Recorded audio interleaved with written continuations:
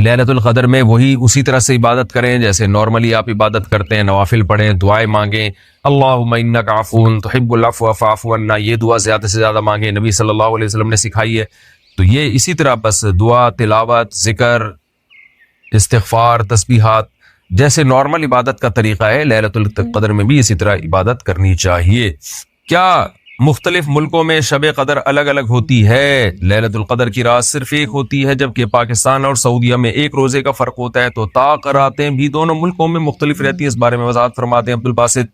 دیکھیں شریعت میں جو عبادتیں ہیں نا، ان کے لیے وقت جو ہے نا، ٹائم، یہ یا تو معیار ہوتا ہے یا ظرف ہوتا ہے، یہ فقہی اصطلاح ہے، فقہا بہتر جانتے ہیں۔ تو یہ ہر ملک کا اپنے حساب سے ہوتا ہے۔ جیسے فجر کے وقت فرشتوں کا حضور ہوتا ہے، قرآن میں آتا ہے۔ اب فجر یہاں جب ہو رہی ہے تو سعودی عرب میں تو 2 گھنٹے بعد ہوگی، تو اب یہ تھوڑی ہے کہ یہاں فرشتے آ گئے تو سعودی عرب میں ابھی فجر نہیں ہوئی ہے تو وہ پہلے ہی وہاں پہ آ جائیں، فجر کے فرشتے جو آتے ہیں۔ اسی طرح کسی ملک میں اگر فجر 6 گھنٹے پہلے ہو رہی ہے یا 7 گھنٹے پہلے ہو رہی ہے تو اس وقت تو ہمارے ہاں ظہر ہو رہی ہوتی ہے۔ اب قرآن کہتا ہے ان قرآن الفجر کان مشہودا، فجر کے وقت جو تلاوت ہوتی ہے اس میں فرشتے حاضری دیتے ہیں، تو ظاہر ہے وہاں فرشتے کسی اور ٹائم پہ حاضری دیں گے، یہاں تو اس وقت ظہر کا ٹائم ہو رہا ہوگا۔ تو اسی طرح لیلۃ القدر بھی ہر ملک میں اپنے حساب سے ہوتی ہے۔ اس کی بڑی مضبوط دلیل یہ ہے کہ اگر سب جگہ ایک ہی دن پہ لیلۃ القدر ہوتی تو پھر بہت سے ملکوں میں تو اس دن لیل ہی نہیں ہوتی، رات ہی نہیں ہوتی، تو وہاں لیلۃ القدر کہاں سے ہوگی؟ مثال کے طور پر یہاں رات 12 بج رہے ہوتے ہیں تو امریکہ میں تو دوپہر کے 12 بج رہے ہوتے ہیں اس وقت۔ تو کیا آپ یہ کہہ سکتے ہیں کہ اب سیم ٹائم سب جگہ ایک ہی جیسا حکم ہے شریعت کا، ساری برکتیں جو 12 بجے یہاں ہیں امریکہ میں دوپہر 12 بجے ہوں وہ لیلۃ القدر کی؟ ایسا نہیں ہے۔ اس سے صاف پتہ چلتا ہے کہ لیلۃ القدر 2 بھی ہو سکتی ہیں، یعنی فار ایگزامپل اگر 21ویں رات کو لیلۃ القدر تھی سعودی عرب میں تو وہ اگلے دن ہمارے ہاں 21ویں رات ہے تو ہمارے ہاں اگلے دن ہوگی، تو یہ اللہ کے لیے کوئی مشکل نہیں ہے۔ جیسے ہمارے ہاں عید کا دن ایک دن بعد ہوتا ہے عام طور پر، سعودی عرب میں عید کا دن ایک دن پہلے ہوتا ہے، تو عید کے دن کی جو برکتیں اللہ نے رکھی ہیں وہ سعودی عرب میں ایک دن پہلے ہو جائیں گی، ہمارے یہاں ایک دن بعد ہوں گی۔ اللہ کے لیے کوئی مشکل کام نہیں ہے۔ تو اس لیے راجح بات یہی ہے کہ لیلۃ القدر کی رات پوری دنیا میں ایک نہیں ہوتی، کیونکہ پوری دنیا میں اس وقت رات ہی نہیں ہو رہی ہوتی، بہت سے ملکوں میں تو دوپہر ہو رہی ہوتی ہے۔ تو ہر وقت کا اپنا ہر عبادت کے لیے اس ملک کا جو وقت ہے وہ ظرف ہوتا ہے اور وہ معیار ہوتا ہے۔ تو اس ملک میں اگر وہ رات ہے تو اس ملک میں لیلۃ القدر ہوگی، اس ملک میں وہ رات ابھی شروع ہی نہیں ہوئی ہے تو وہ لیلۃ القدر اس ملک میں نہیں ہوگی۔ تو اس لیے ہمیں اس بحث میں پڑھنے کے بجائے کہ سعودیہ میں کب لیلۃ القدر، ہمارے ہاں کب ہے، ہمیں اپنے کنٹری اور اپنی جو بھی حکومت ہماری اعلان کرے تاخیراتوں کے بارے میں، رمضان کے بارے میں، کیونکہ حکومت رمضان کا اعلان کرتی ہے اسی حساب سے ہم تاخیرات متعین کرتے ہیں، تو ہمیں اسی حساب سے چلنا ہے۔ شب قدر میں عبادت 83 سال کے برابر ہے۔ آج کل یہ ایسا میں چل رہا ہے کہ جو کوئی شب قدر میں صدقہ یا نفل یا 3 مرتبہ سورہ اخلاص پڑھے گا تو اسے 83 سال کی عبادت کا ثواب ملے گا۔ اس کی کیا حقیقت ہے؟ زوجہ منصور کرک سے ایسا کچھ بھی نہیں ہے، ایسا کوئی حدیث سے ثابت نہیں ہے۔ ہاں یہ ضرور ہے کہ 1000 راتوں کے برابر، 1000 مہینوں کے برابر ہے تو وہ 83 سال بنتے ہیں، تو جو بھی عبادت کریں گے تو وہ 1000 مہینوں کے برابر ہو جائے گی، چاہے قل ہو اللہ پڑھیں، چاہے سورہ فاتحہ پڑھیں، چاہے تلاوت کریں، چاہے یعنی کوئی اور تلاوت کریں، چاہے آپ نماز پڑھیں، دعائیں مانگیں، تو ساری عبادتیں کرنی چاہیے اس میں، کیونکہ ہم کو تمام عبادتوں کی ضرورت ہے۔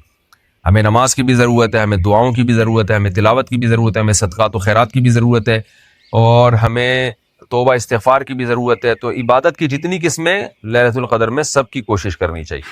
کیا دعا تقدیر کو بدل سکتی ہے؟ اگر تقدیر میں شادی نہیں ہے تو کیا دعا کے ذریعے شادی ہو سکتی ہے؟ بیچارے کی رمیز راجہ صاحب صوبہ بہار انڈیا سے پوچھ رہے ہیں۔ میں آپ کی قسم پرسی اور آپ کے جو پوچھنے کا اسٹائل ہے اس سے سمجھ سکتا ہوں کہ آپ کس قسم پرسی کی کیفیت میں گزر رہے ہیں، یعنی آپ کو یہ لگا ہے کہ اب آپ کی شادی مقدر میں ہے نہیں، یعنی آپ کو حالات سے ایسا لگ رہا ہے کہ اب آپ اپنی شادی سے تقدیر کے حوالے سے مایوس ہو چکے ہیں، لیکن آپ کو ایک امید کی کرن نظر آ رہی ہے کہ شاید دعا تقدیر کو بدل دیتی ہے۔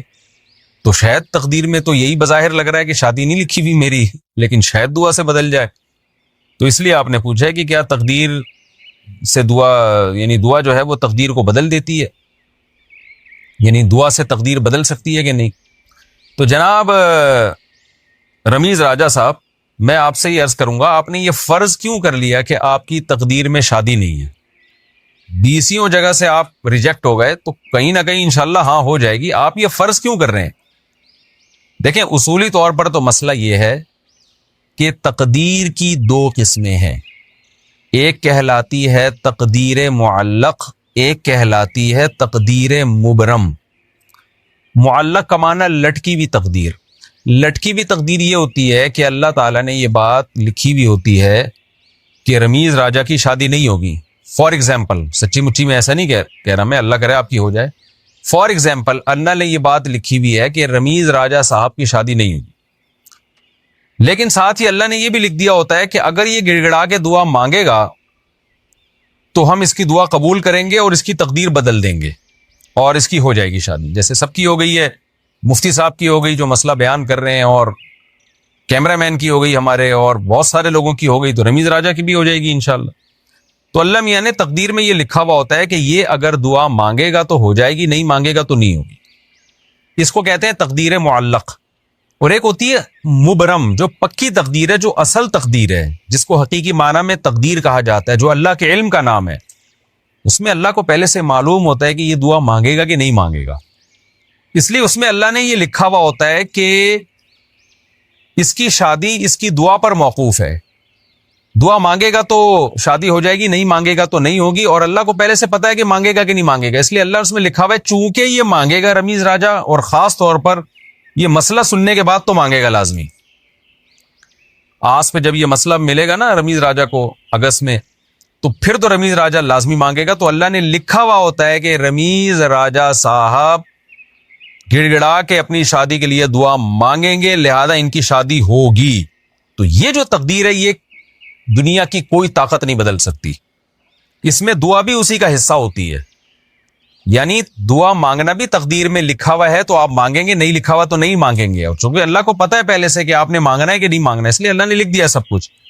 تو آپ کو تو نہیں پتا کہ آپ کی تقدیر میں دعا ہے یا نہیں، تو مانگیں گے تو پتا چل جائے گا کہ واقعی آپ کی تقدیر میں دعا ہے. تو یہ کہلاتی ہے تقدیر مبرم. میں خلاصے کے طور پر دوبارہ بتا دیتا ہوں.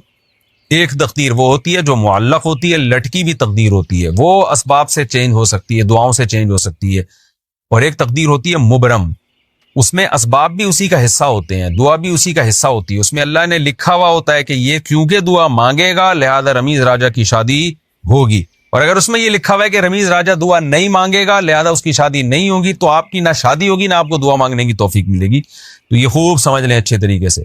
تو اس لیے ہمیں تقدیر کا علم نہیں ہے کہ کیا ہونے والا ہے، اس لیے ہم اسباب کے مکلف ہیں. دعا مانگ لیں. کس نے منع کیا ہے آپ کو؟ میں بھی دعا کرتا ہوں اللہ رمیز راجہ جو صوبہ بہار انڈیا میں رہتے ہیں، اللہ ان کی 4 شادیاں کرا دے اور 4 میں محبت بھی پیدا کر دے اور 4 میں آپ کو عدل کی توفیق بھی عطا فرما دے. میں بھی دعا کرتا ہوں، آپ بھی دعا کریں.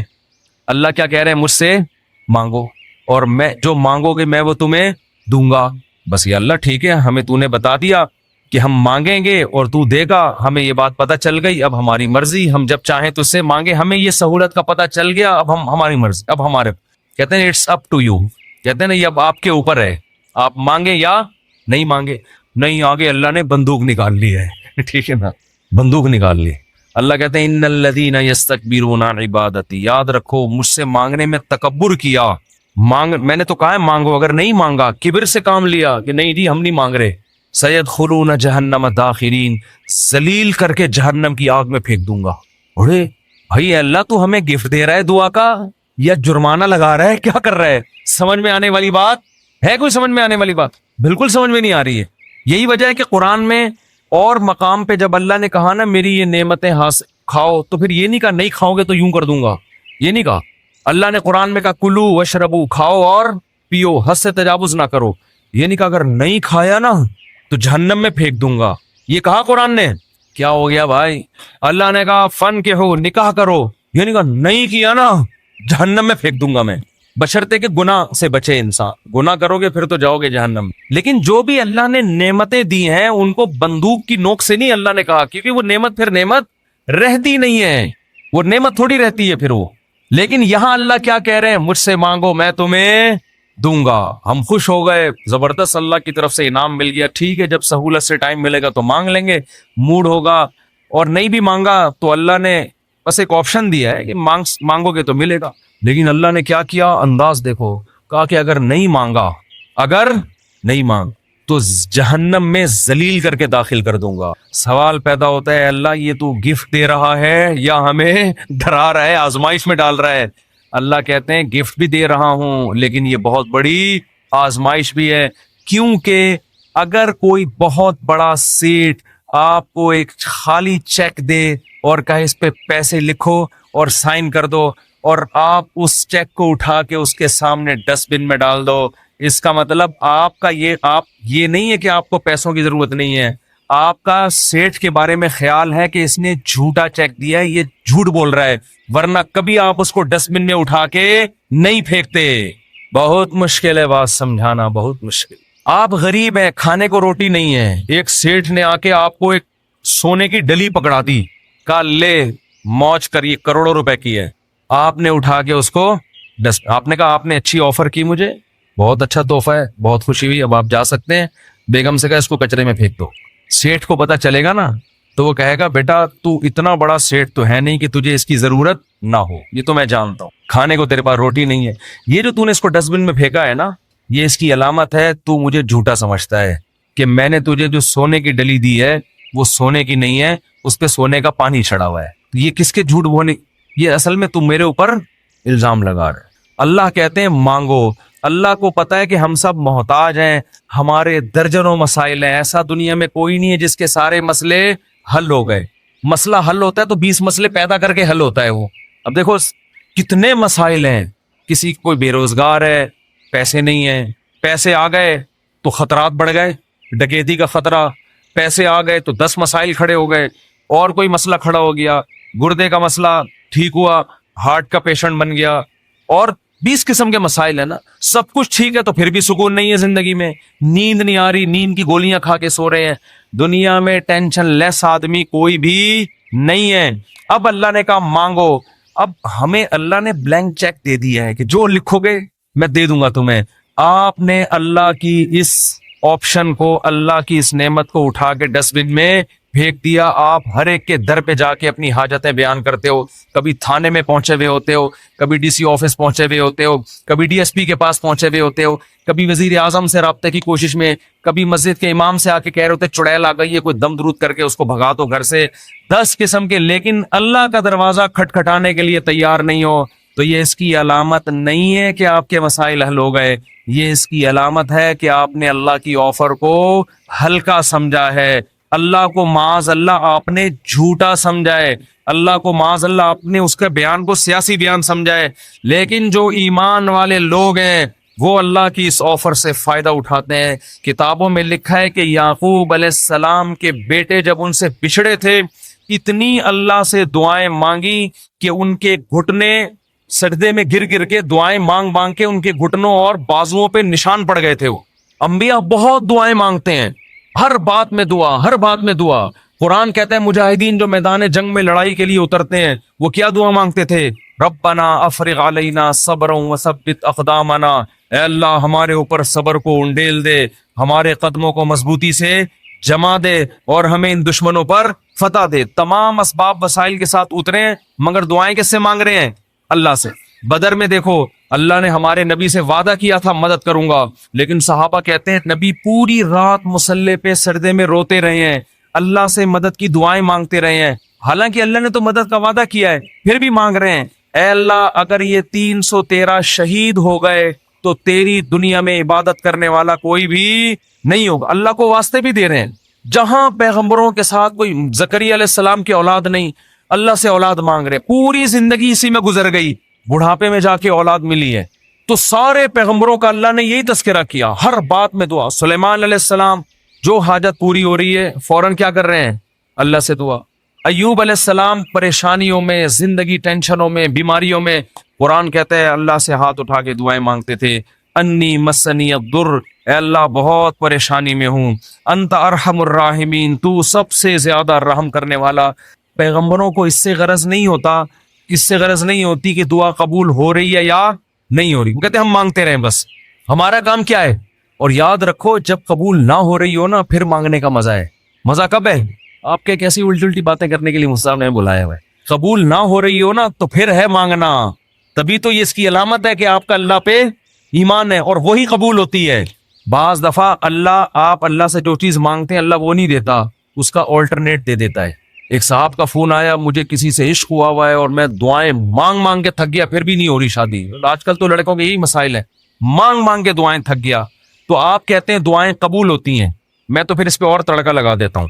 میں کہتا ہوں بہت سے لوگ کہتے ہیں ہم جس کو مانگ رہے ہیں وہ ملی نہیں, چلو نہیں ملی, مقدر میں ہوگا, دعا قبول نہیں ہوئی. مفتی صاحب کہہ رہے ہیں دعائیں کیا ہوتی ہیں, قبول, لیکن اس کی کہیں اور شادی کی خبر ہمیں مل رہی ہے.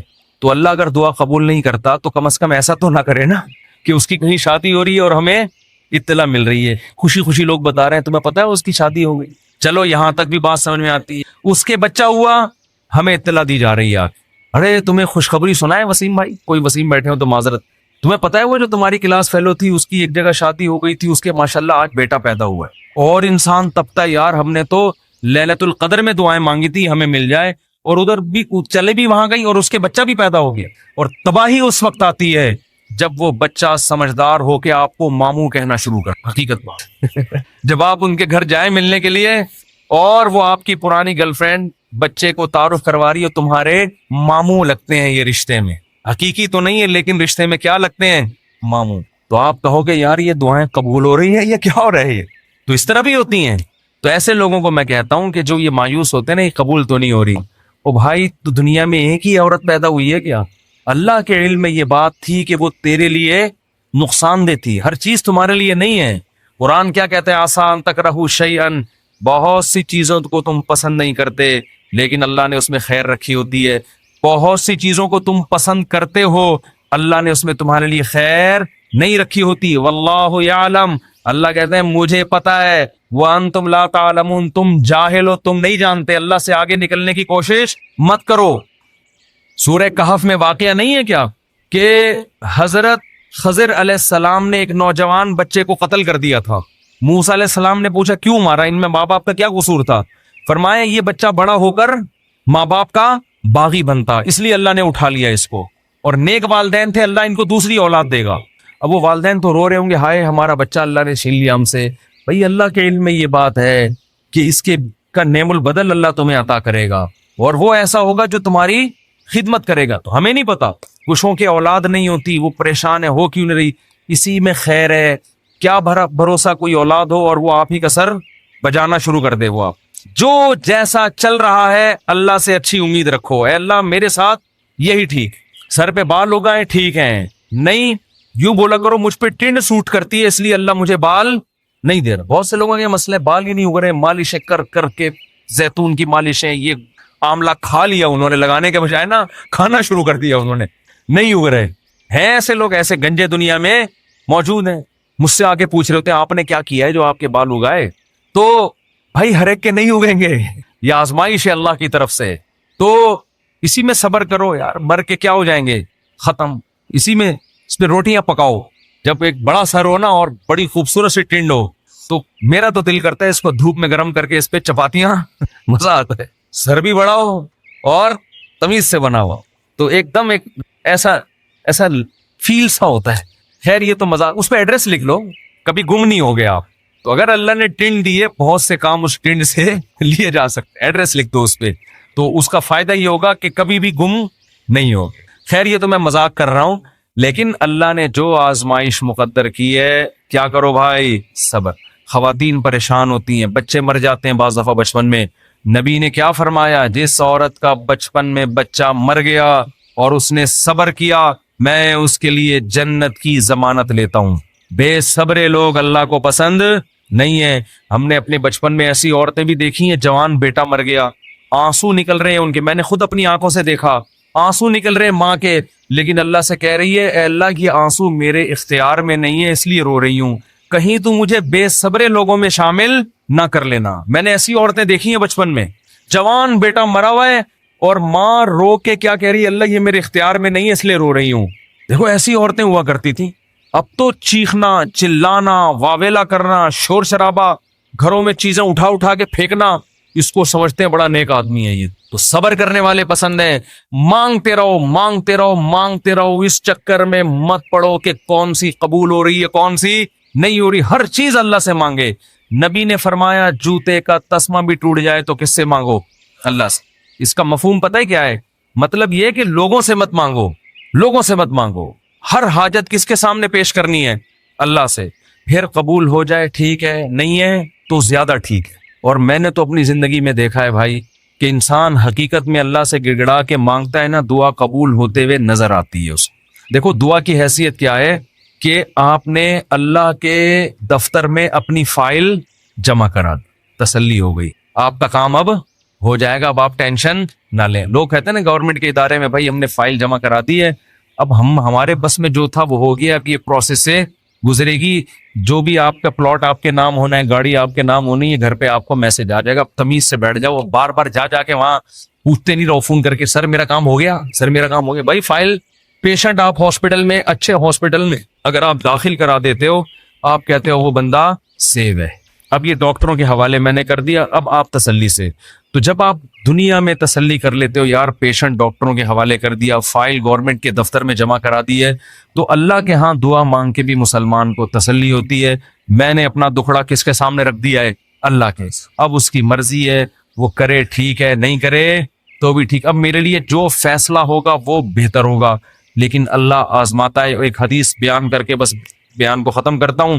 نبی صلی اللہ علیہ وسلم نے ارشاد فرمایا کہ اللہ بندے کی دعا اس وقت تک قبول کرتے رہتے ہیں جب تک وہ دعائیں کر کر کے تھک کے یہ نہیں کہتا کہ میں دعا مانگتا ہوں مگر قبول نہیں ہوتی. عجیب حدیث ہے. دیکھو بندہ یہ کیوں کہہ رہا ہے کہ میں دعا مانگ رہا ہوں قبول نہیں ہو رہی؟ اس لیے کہ اسے لگ رہا ہے نا کہ جو مانگ رہا ہوں وہ مل نہیں رہا، تبھی تو کہہ رہا ہے.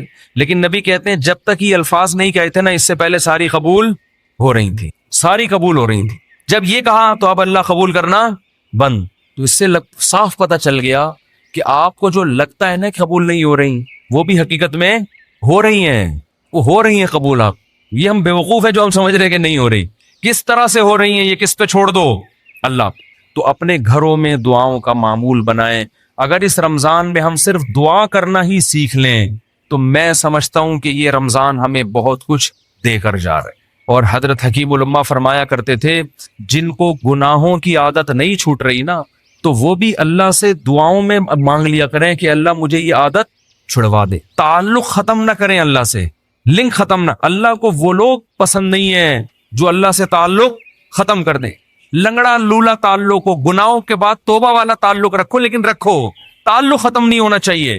کیونکہ یاد رکھو جیسے ہم اکیلے پیدا ہوئے قبر میں بھی اکیلے ہی ہوں گے، اس وقت اللہ کے سوا کوئی بھی نہیں ہوگا. تو جس نے دنیا میں اللہ سے جتنی دوستی لگا لی قبر میں یہ دوستی کام آئے گی، اور جس نے دنیا میں اللہ سے لو نہیں لگائی، اللہ کو یاد نہیں رکھا، بیوی بچوں کے بکھیڑوں میں، دوستوں کے بکھیڑوں میں، رشتہ داروں کے بکھیڑوں میں پڑا رہا، پیسوں کے بکھیڑوں میں، تو قبر میں ان میں سے کوئی بھی کام نہیں آئے گا. قبر کی تنہائی اللہ کی یاد دور کرتی ہے. قرآن کی تلاوت، ذکر، اذکار، یہ قبر کی میں روشنی کا ذریعہ بنے گی. اور اگر اللہ سے دل میں وحشت ہے، نہ مانگنے کی عادت ڈالی، یہاں مانگو گے تو وہاں بھی قبول ہوں گی. اور نبی صلی اللہ علیہ وسلم نے فرمایا کہ تنگی کی حالت ہو یا خوشی کی حالت ہو، دونوں حالتوں میں اللہ سے مانگنا ہے.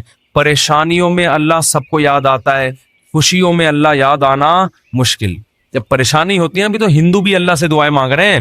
کورونا پھیلا ہوا ہے، وہ بھی آ کے مسلمانوں سے کہہ رہے ہیں اللہ سے مانگو. بھائی ہماری دادی اللہ مغفرت فرمائے بتایا کرتی تھی، اور بھی میں نے یہاں ایک بزرگ تھے ان سے بھی سنا کہ جب ہندوستان میں قحط پڑتا تھا تو ہندو مسلمانوں سے آ کے کہتے تھے اللہ سے دعا مانگو یہ قحط دور ہو جائے. تو جب سخت مصیبت آتی ہے، میں نے ایک دفعہ جہاز میں سفر کر رہا تھا، تو کراچی سے ہم پتہ نہیں اسلام آباد یا لاہور، تو کیا ہوا ہے جہاز میں اکثر لبرل قسم کے لوگ بیٹھے ہوتے ہیں، اکثر، زیادہ تر نہیں، اکثر، جو اللہ کو ذرا کم ہی یاد کرتے ہیں. ذرا ماڈرن قسم کے لوگ ہوتے ہیں نا جہاز میں، پیسہ ہوتا ہے تو ورنہ وہ ٹرین سے، نیک آدمی ہوتا تو ٹرین سے جا رہا ہوتا نا، یا بس سے جا رہا ہوتا، بیچارہ چھت پہ بیٹھ کے جا رہا ہوتا. پیسہ آتا ہے تو دین اکثر چلا جا. تو اکثر جہاز میں دیکھا ہے لبرل، ایئرپورٹ پہ ہی اسٹائل پتہ چل جاتا ہے. تو ہم جا رہے ہیں، ہمیں کراچی سے جہاز چلا ہے، راستے میں کہیں موسم خراب، تو ہلکے پھلکے 2-3 جھٹکے آئے جہاز کو. میں نے تو لیپ ٹاپ نکالا، وصیت کو اپڈیٹ کر دیا نا. ٹھیک ہے، تو میرے پاس ہر وقت وصیت نامہ رہتا ہے، کوئی بھی ایسی بات ہے بھائی لکھو.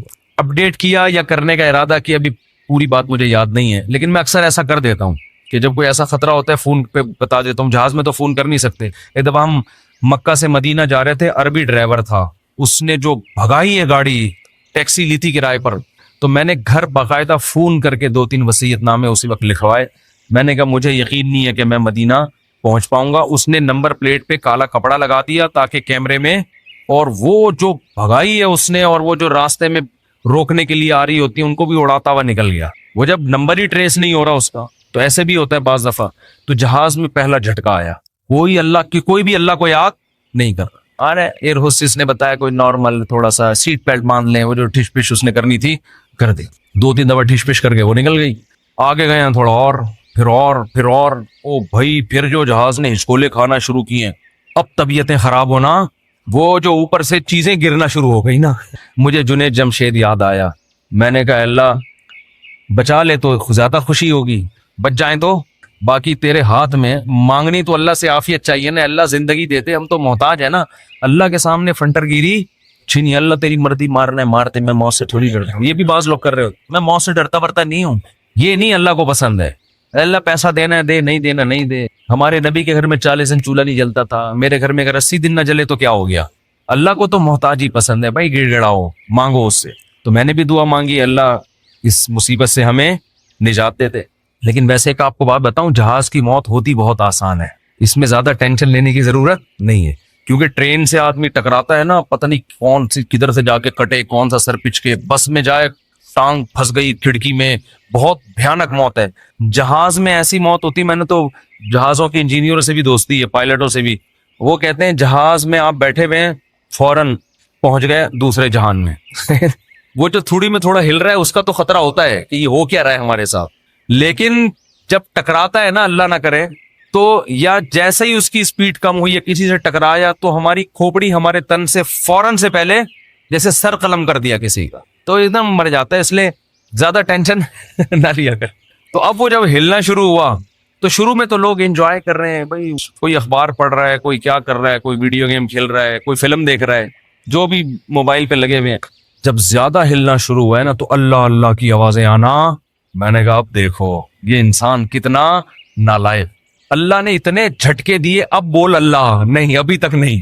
اخبار، پب جی، یہ سب چیزیں چل رہی. وہ جب چیزیں گرنا، اور ایئر ہوسٹس وہ جو پانی وانی لے کر آتی ہے نا، وہ بھی دھڑام سے ادھر کو نیچے. جب اتنی حالت ہوئی ہے، وہ ایئر ہوسٹس بولے ایکچولی کچھ بھی نہیں. لوگوں کو پتا ہے کہ ان کو تو یہ سکھا کے بھیجا جاتا ہے کہ کچھ بھی ہو جائے آپ نے بولنا ہے کہ کچھ نہیں ہوا، کیونکہ ان کو تو تنخواہ اس چیز کی مل رہی ہے نا. کیونکہ اب اگر کچھ ہو یا نہ ہو، آپ کے چیخنے سے ہونے والا کچھ بھی نہیں ہے. تو یہ جہاز کا عملے کو سکھایا جاتا ہے کہ چاہے تباہ بھی ہو جائے نا، کچھ بھی ہو جائے، آپ نے یہی بولنا ہے کہ ٹینشن لینے کا نہیں ہے. وہ 50-50 کی طرح بالکل، کہ وہ کمنٹری کر رہا ہے سلیم اللہ بہت اچھا کھیل رہا ہے، بہت اچھا کھیل رہا ہے. لوگ کہہ رہے ہیں بھائی یہ کہاں کھیل رہا ہے ہاکی میں، کہہ رہے ہیں بہت، میں تو یہ بولوں گا یہ بہت اچھا کھیل رہا ہے. جو آڈینس بیٹھے ہوئے تھے تماشائی، انہوں نے کہا ہم جا رہے ہیں. اس نے کہا جہنم میں جاؤ تم لوگ، لیکن یہ بہت اچھا کھیل رہا ہے. پھر پیچھے دکھایا کہ اس کے کسی نے بندوق رکھی ہوئی ہے، یہاں پہ بندوق رکھی ہوئی. تو ایئر ہوسٹس نے تو یہی بولنا ہے کہ نارمل ہے، کچھ بھی نہیں. اس کو ٹریننگ دی جاتی ہے اس کی، کیونکہ اگر لوگ چیخیں گے چلائیں گے تو پہلے ہی جہاز تباہ ہونے کا خطرہ ہے نا. پائلٹ پہ کو ٹینشن دیں گے لے جا کے. تو اب کیا ہے کہ جی وہ جب 2 گھنٹے میں زیادہ ہی ہو گیا، اب چیزیں گرنا شروع ہو گئیں، تو پھر سب کو اللہ یاد آنا، پھر لا الہ الا اللہ، پھر لا الہ، ختم نبوت کا عقیدہ زندہ. کوئی بھروسہ نہیں تھا، تحفظ ختم نبوت کے نعرے لگنا شروع ہو جا. مجھے بڑی عبرت ہوئی. میں نے کہا دیکھو انسان کتنا کمزور ہے. 2 منٹ لگتے ہیں اس کی ہوا نکلنے میں، فنٹر گیری ختم ہونے میں کتنے 2 منٹ. ورنہ کیسے 3 پیس سوٹ ٹائی میں ایسا فنٹر بن کے بیٹھا ہے. تھوڑی دیر پہلے کوئی مولوی اس کو آ کے بولتا ہے کبھی اللہ کا نام بھی لے لیا کر، دفعہ یہاں سے، تم لوگ کو اللہ اللہ کے علاوہ کچھ آتا ہی نہیں ہے. گورا دیکھو کہاں پہنچ گیا چاند پہ، چاند سے بس تھوڑا سا نیچے سے وہ چھلانگے لگا رہا ہے، ٹھیک ہے نا. اور تم کیا اللہ اللہ صبح تسبیح پڑھا کرو، شام کو لا الہ الا اللہ پڑھا کرو، کیا تم لوگوں نے. تو بھائی جب ایک چپت پڑتی ہے تو اچھوں کو بھی اللہ یاد آتا ہے. تو بہتر ہے کہ خوشی کی حالت میں اللہ کو یاد رکھو.